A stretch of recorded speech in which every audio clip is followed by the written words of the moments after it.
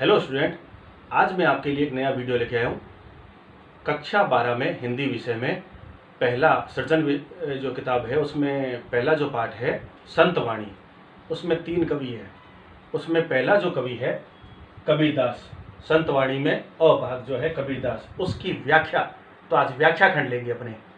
कबीरदास जी के 7 दोहे आपके कोर्स में हैं, तो प्रत्येक की हम अलग अलग व्याख्या करेंगे, समझेंगे, तो ध्यान से सुने। पहला दोहा, निर्गुण भक्त कवि कबीरदास जी कहते हैं, त्याग तो ऐसा कीजिए सब कुछ एक ही बार, सब प्रभु का मेरा नहीं, निश्चय किया विचार। निश्चय का मतलब है निश्चित रूप से। कबीरदास जी कहते हैं कि मन में जब त्याग करने की भावना हो तो एक बार में सर्वस्व अर्पण कर देना चाहिए, सब कुछ त्याग कर देना चाहिए। फिर द्वंद्व की स्थिति न हो, संशय नहीं हो उस चीज के प्रति, उस वस्तु के प्रति, फिर मोह नहीं हो, संशय, अभिमान, द्वंद्व, ये स्थिति नहीं हो, जिगजी वाली स्थिति नहीं हो, सर्वस्व पूर्ण तरह से त्याग की भावना। और त्याग करते समय मान के चले कि मैं दाता नहीं हूँ, मैं निमित्त हूँ, ईश्वर की कृपा से मुझे जो मिला है और मैं ही वो दे रहा हूँ। ईश्वर की कृपा से निमित्त मान करके और मैं दे रहा हूँ। सब प्रभु का मेरा नहीं, निश्चय किया विचार। प्रभु का है, प्रभु की कृपा से मुझे मिला और ये मैं दान कर रहा हूँ, त्याग कर रहा हूँ। मेरा इसमें कोई रोल नहीं है, कोई योगदान नहीं है। तो ये निष्प्रह रह करके और ये दान और त्याग करना चाहिए। ये पहला। दूसरा, सुनिए गुण की बारता, अवगुण लीजे नाही, हंस चीर को गहत है, नीर सो त्यागे जाही। गुणों का महत्व बताया है।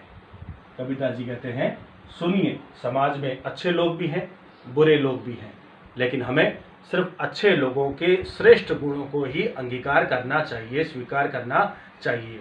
बुरे जो लोग हैं या दुर्गुण हैं उनका त्याग करना चाहिए। सुनिए गुण की वार्ता, गुणों, श्रेष्ठ गुणों को अंगीकार करें, स्वीकार करें, ताकि हमारे अंदर गुणात्मक विकास हो। और अवगुण, किसी के भी बुरे गुण हैं, पाप है, उनको आप दूर से ही हाथ जोड़ें। अवगुणों को स्वीकार नहीं करें, अवगुणों को अपने जीवन में न उतारें, त्याग दें, क्योंकि अवगुण जो है वो क्या है, हमारे पाप को बढ़ाते हैं, भक्ति और मुक्ति में बाधक है। इसलिए गुणों को ही स्वीकार करें ताकि हमारा गुणात्मक विकास हो। इसके लिए कबीर ने दृष्टांत दिया है, या दृष्टांत अलंकार है, हंस चीर को गहत है, नीर सो त्यागे जाही। हंस, जैसे माना जाता है कि जो हंस पक्षी है बड़ा समझदार बुद्धिमान होता है, वह चीर यानी दूध, नीर यानी जल, हंस जो पक्षी है वह दूध में जो जल मिला होता है, स्वाभाविक रूप से मिला होता है, तो दूध को तो वह ग्रहण कर लेता है और नीर यानी जल का त्याग कर देता है। वैसे ही मानव को भी समाज में अच्छे अच्छे गुणों को तो ग्रहण करना है और अवगुणों का त्याग कर देना चाहिए, तभी वह श्रेष्ठ जीवन जी सकता है और अपना गुणात्मक विकास कर सकता है। तो यहाँ पर हंस के दृष्टांत से मानव को श्रेष्ठ जीवन जीने की एक शिक्षा दी है, उपदेश दिया है। तो उपदेशात्मक शैली में है ये दोहा छंद में, और दृष्टांत दिया है तो दृष्टांत अलंकार है। ध्यान, यहाँ पर उदाहरण दिया हुआ है, फिर भी उदाहरण अलंकार नहीं है क्योंकि इसमें वाचक शब्द नहीं है। एक वाक्य कहा, यहाँ पर एक बात कही है, उस बात को स्पष्ट करने के लिए यहाँ पर कवि ने जो है दूसरा एक दृष्टांत दिया है, दूसरा एक उदाहरण दिया है। लेकिन दृष्टांत में और उदाहरण में अंतर है कि उदाहरण के अंदर वाचक शब्द का प्रयोग होता है, दृष्टांत में नहीं। तीसरा, छोड़े जब अभिमान को, सुखी भया सब जीव, भावे कोई कछु कहे, मेरे हिय निज पीव। अर्थात कबीर के अनुसार, छोड़े जब अभिमान को, अभिमान यानी अहंकार। अहंकार किस में आता है? विकार में आता है। ध्यान रखें, भक्ति के अंदर, हिंदी साहित्य के अंदर विकार 6 होते हैं, या आप विशेष के अंदर नीचे लिख सकते हैं अलग से। जब भी विकार की बात हो, काम, क्रोध, लोभ, मोह, मद और मत्सर यानी ईर्ष्या, ये 6 विकार होते हैं। और 6 विकार जब तक मन में रहते हैं, किसी में 1 होता है, किसी में 2 और किसी में 6 के 6 विकार। विकार का मतलब है अवगुण, बुराई, ये जब तक मन में रहते हैं तब तक ईश्वर प्राप्ति संभव नहीं है। इन 6 विकारों में से एक विकार कबीर ने लिया है, इसमें बताया है अहंकार। ये बड़ा विकार है, बड़ा दोष है, अवगुण है, जब तक मन में रहता है अहंकार। अहंकारी व्यक्ति को ईश्वर का जो प्रेम है, सानिध्य नहीं मिल सकता, वो पा नहीं सकता। और संसार में भी व्यक्ति जो दुखी रहते हैं, दुख का कारण क्या है कि उसमें अहंकार है, मन में जब तक निर्मलता नहीं आएगी तब तक ईश्वर प्राप्ति संभव नहीं है। तो सुखी भया सब जीव, कबीर के अनुसार संसार में सारे लोग तभी सुखी हो सकते हैं जब वो अपने मन से अहंकार का, अभिमान का त्याग कर देंगे। अहंकार का त्याग करेंगे तो मन निर्मल निश्चल हो जाएगा, तभी वह सहज सरल जीवन जिएंगे और जो सुखी जीवन का आधार है। भावे कोई कछु कहे, कबीर खुद के बारे में कहते हैं कि मेरे बारे में चाहे कोई कुछ भी कहे, टीका टिप्पणी करे, आलोचना करे, समालोचना करे, मैं उसकी परवाह नहीं करता। लेकिन इतना सत्य है कि मेरे हिय कहते हैं हृदय, निज पीव मेरा प्यारा ईश्वर मेरे हृदय में निवास करता है। क्यों? क्योंकि मेरे अंदर अहंकार अभिमान नहीं है, कोई विकार नहीं है। वो निर्मल हृदय से कबीर जो है निर्गुण ब्रह्म की आराधना करते हैं। तो मेरे हृदय में मेरा प्यारा ईश्वर निवास करता है। संसार के लोगों को संकेत करता है कि आपके हृदय में है ईश्वर का निवास नहीं है, इसका मतलब जरूर क्या होगा? अभिमान होगा, अहंकार होगा। तो अहंकार का आप त्याग करो, तभी आपके हृदय में भी निज पीव आपका प्यारा ईश्वर निवास करेगा।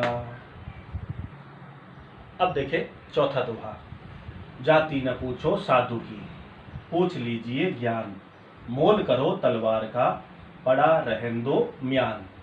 बहुत शानदार दोहा।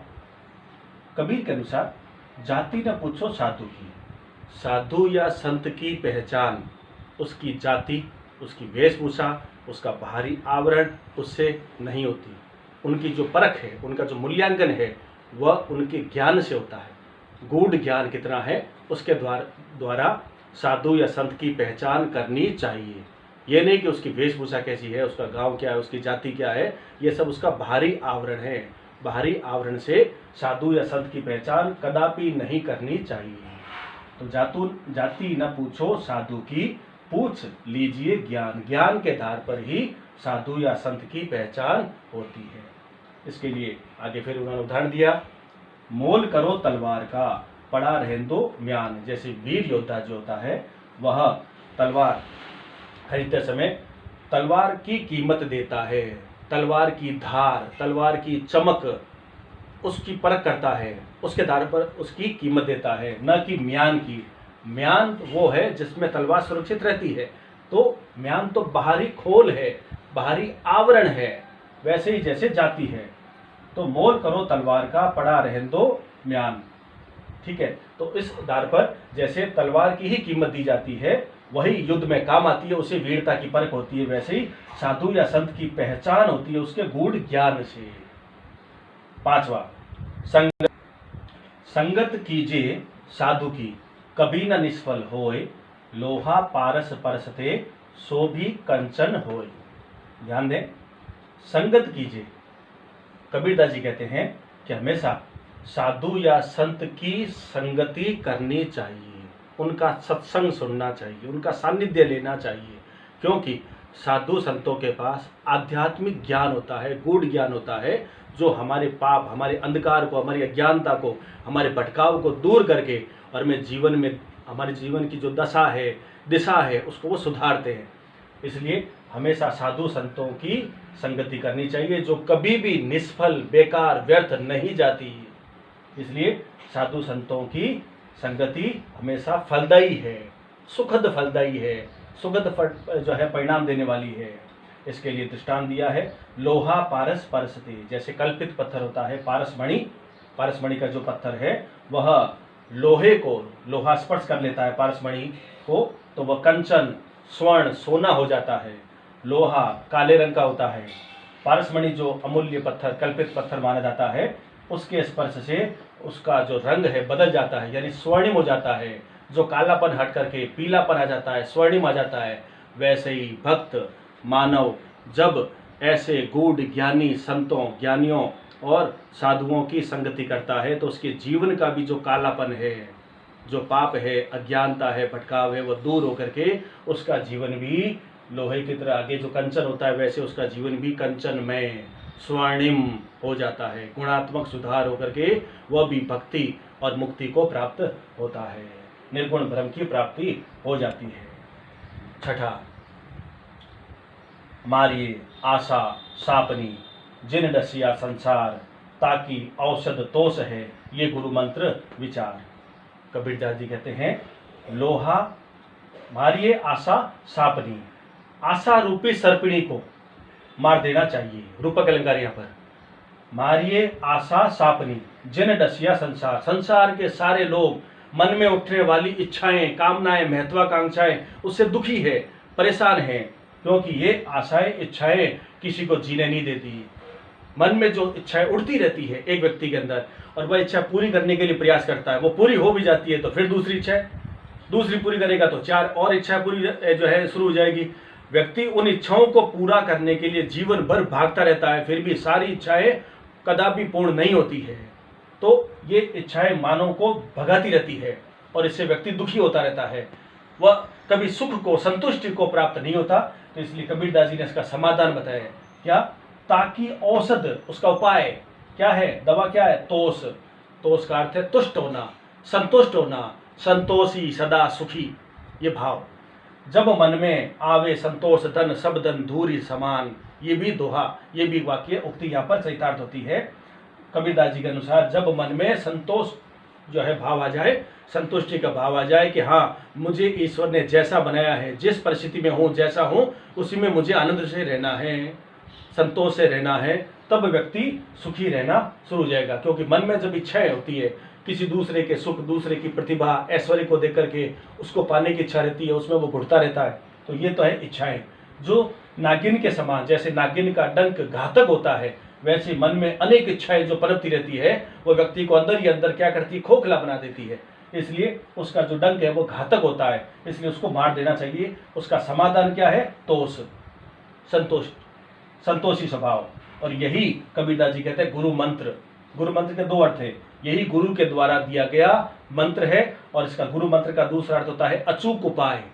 यही उपाय है, कौन सा, आशा रूपी सर्पिणी का निदान, समाधान, उन्मूलन है क्या, संतोषी सदा सुखी, संतोष भाव से रहना, जैसा है वैसा ही, सामान्य आत्मसंयम में रहना, आत्मसंयम की भावना से रहना। तभी व्यक्ति धीरे धीरे, इससे क्या होगा, मन में उठने वाली जो इच्छा है वो धीरे धीरे अपना आप शांत हो जाएगी, लहर जो है वो एकदम शांत हो जाएगी। तो संतोषी सदा सुखी का संदेश दिया है। और अंत में लास्ट 7वां, कागा काको धन हरे। कागा काको, क एक अक्षर बार बार आए, अनुप्रास अलंकार। कोयल काको देत, मीठा शब्द सुनाए के जग अपनों करी लेत। बहुत सरल है, इन सभी के अंदर भाषा सरल है, सहज है, सुबोध है, उपदेशात्मक शैली है, ये ध्यान रखें। दोहा छंद है, कागा काको धन हरे। कौवा किसका धन छीनता है, हरता है, लेता है, और कोयल किसको धन देती है। क्या समाज में ये दोनों रंग रूप में एक समान है, कोयल और कौवा, लेकिन कद्र दोनों की अलग है, महत्व अलग अलग है, पहचान अलग अलग है। एक प्रिय लगता है, एक अप्रिय लगता है, तो दोनों रंग रूप के कारण से नहीं, बल्कि वाणी गुणों के कारण से उन दोनों की कद्र अलग अलग होती है। ऐसा नहीं है कि कौवा जो है किसी का धन छीन लेता है इसलिए हमें अप्रिय लगता है, और कोयल सबको धन देती है इसलिए वो प्रिय लगती है, नहीं, ये भाव नहीं है, ये उसके महत्व का कारण नहीं है। तो क्या है, कबीरदास जी कहते हैं मीठा शब्द सुनाए कि, दोनों का रंग रूप तो एक समान है, मगर दोनों के गले में जो ध्वनि है, जो मिठास है, वो अलग है। कोयल अपनी मधुर कूक के द्वारा, मधुर वाणी के द्वारा सबके हृदय को आनंदित करती है, सबको प्रिय लगती है, लेकिन कौवा अपनी कर्कश काव काव के द्वारा किसी को भी प्रिय नहीं लगता, अप्रिय लगता है, हम उसको भगा देते हैं। कोयल छत पर होती है और वह मधुर वाणी बोलती है, मधुर कूक है, तो वह मन को आनंदित देती है, प्रफुल्लित करती है। तो मीठा शब्द सुनाए के जग अपनों कर ले, संसार के सभी लोगों को कोयल की मधुर वाणी आकर्षित करती है, प्रिय लगती है, लेकिन कौवा किसी को प्रिय नहीं लगता। इसका संदेश हमें भी कोयल की तरह मधुर, मीठी, सहज, सरल वाणी बोलनी चाहिए, ताकि हम भी समाज में सबको प्रिय लग सके। हमें कौवे की तरह कर्कश वाणी नहीं बोलनी चाहिए। तो ये उपदेश, ये 7 दोहों का अर्थ, उसकी व्याख्या मैंने सरल ढंग से समझाने का प्रयास किया। आशा है कि आपको इसकी व्याख्या समझ में आ गई होगी। ये पहला पाठ आपके जो है संतवाणी, उसमें पहला खंड इसका कबीरदास, इसके 7 दोहों की व्याख्या मैंने समझा दी। आगे मैं तुलसीदास और कृपाराम की व्याख्या का वीडियो भी मैं आपको दूंगा, ताकि आप इसको सरल ढंग से इसको एट होम घर पर ही समझ सकें। धन्यवाद।